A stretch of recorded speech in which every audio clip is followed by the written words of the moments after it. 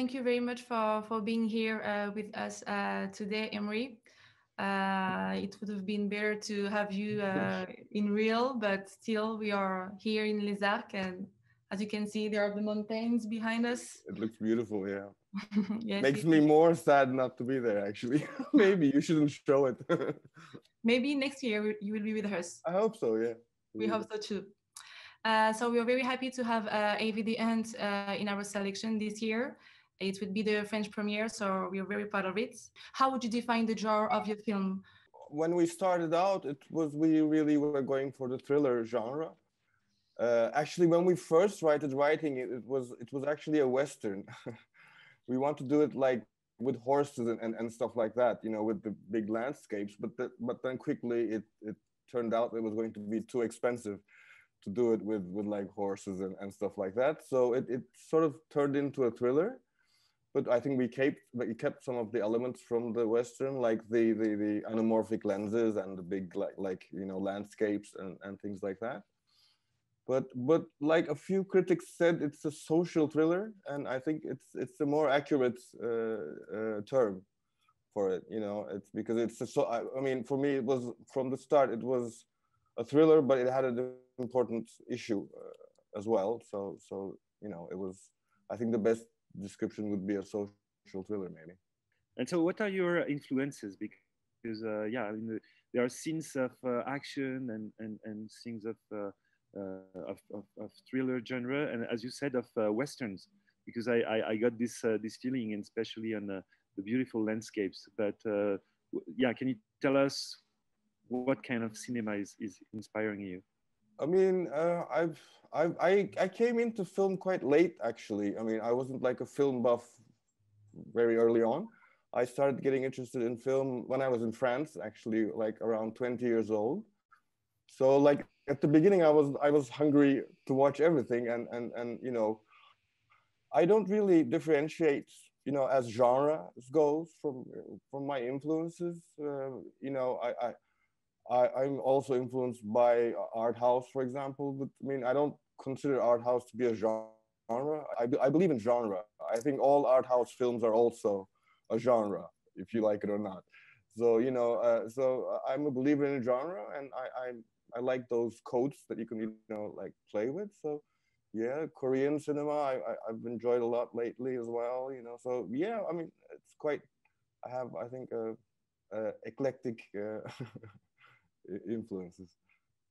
The scene takes place in Turkey, and I wanted to ask you, what does it say if the film says something about Turkey, socially, politically? Well, if you could tell us more about that, please. About Turkey, I think it says just, I mean, we didn't geographically set it anywhere in Turkey. It's like Turkish people, they would realize that it's a fictional place because like the number plates are they don't match the code that would normally exist it's for a city that wouldn't exist, for example.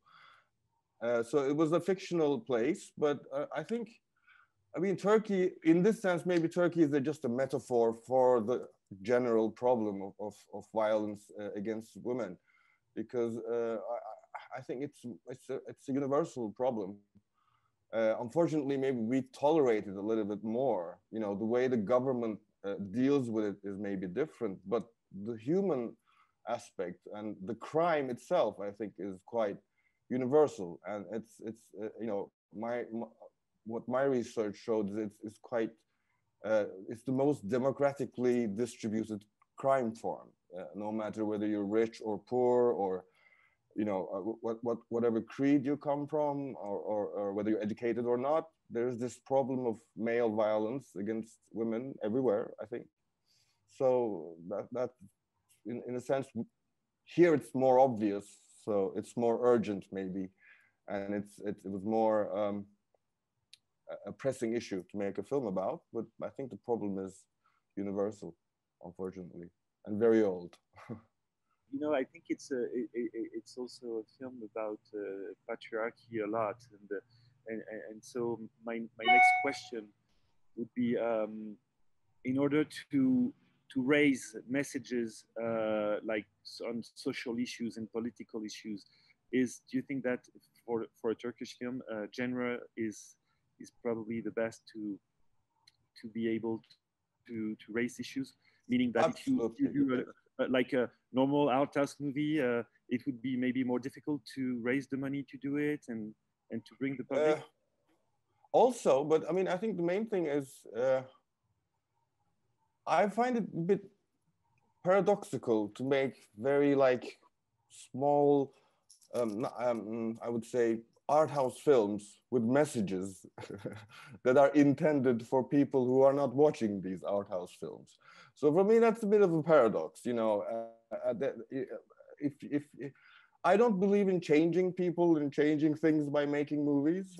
First of all, you know, you might change a small thing in an individual, maybe, you know, butterfly effect sort of thing. But I don't think you can change society by making films. If you want to change society, you have to go into politics or you know, like civil organizations or whatever. But as far as movies goes, I think if you're hoping to at least make people talk about it, or you know, raise a bit of an awareness, I think the idea, you should try to do two things. One, reach as much as people as you can, and two, try to make your film the least boring possible so that people watch it till the end. If they sleep in the middle of the film, you're not going to get your message across. So I think it has to satisfy both things. You know, it has to be a good craftsmanship so that you stay awake until the end and you want to watch it until the end. But the risks there is then you might become like too much obsessed with that and forget the issue, and then, you know, lose what's at stake for superficial effects. So, you know, it was trying to balance these two things, which was, I think, difficult for us while writing, and while writing as two men also, because, you know, it's a female story, so that, you know. The film hasn't been released in Turkey yet, I think. How do you think it's going to be received by the audience? I don't know. It's very difficult to tell, because what's very, very frustrating for me is that, you know, it took a very long time to make this film. And the reason being, I was very passionate about this film was, one of the reasons was I was wondering how many people are going to watch this, you know, what's going to be the effect, because my bet was that you could make a social issue film and still get audience. And I can't test it right now because of COVID. You know, the numbers are so low that it's like 1/20th of the average yearly box office. So we were supposed to release it in October, but we decided to postpone it because it was really going, we weren't going to be able to measure anything, you know. So I don't know. It's still to be seen. I don't know. It's getting good. It's getting a good vibe. It's getting a good buzz for now, but it depends on marketing as well, and what we're competing with when we come out and stuff like that. So I have no idea. I have one last question about the landscapes and the photography, because it's all beautiful. Can you tell us where you shot the film, and tell us a little bit about your DOP maybe?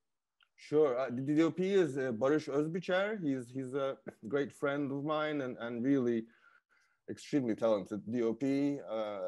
He's gotten a lot of awards. He shot the Turkish film that won an award in Venice also this year. And yeah, we worked from the start right on. I mean, it was obvious for us that it was going to be a film about landscape, because our story is a bit about this primitive aspect, this animalistic aspect of this story. So we wanted these great landscapes, and we decided right on that we weren't going to try to be accurate, geographically speaking. And on the contrary, we were going to pretend like all these places were next to each other. Whereas we were going to one place for the cave and another place because I wanted I think these places had meaning. A cave wasn't just a cave because there wasn't a lot of dialogue. You know, we were trying to have the landscape as a part of the narration. So it had to be very majestic in a way. So you know, usually when there's a forest scene, people go to the forest next to Istanbul and shoot it there, because it's not very important that it's the jungle or something. But for us, it had to be a survival story. So we went for these locations all around. Most of it was in Antalya. It's in the southern region of Turkey, where the landscape is really incredible. And we got support from the Antalya municipality for shooting there.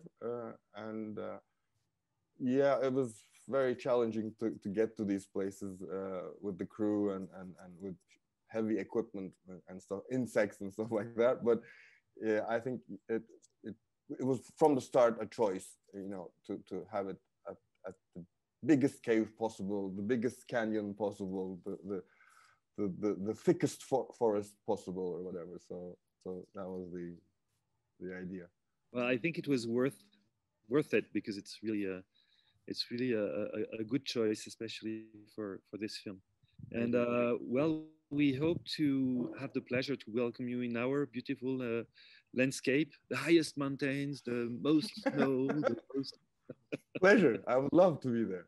Yeah, and we stay in touch with your next project, maybe, and sure. Stay Pleasure. To send Pleasure. us to keep us up to date. So absolutely. Thank you very much for having our film there, and it's very important. It's touching for me, because you know, I have a French history, and it's the first time a film of mine is playing in France. So it's la première française, comme on dit. Exactement. Et bravo, c'était un très beau film. Merci beaucoup. Avec plaisir. Alice. Merci, merci beaucoup pour votre temps, et on espère vous voir l'année prochaine, qui sait. J'espère aussi. Merci et beaucoup. Bon courage pour la suite. Pareil. Au revoir. Merci, vous aussi, au revoir. Merci beaucoup. Au revoir. Au revoir.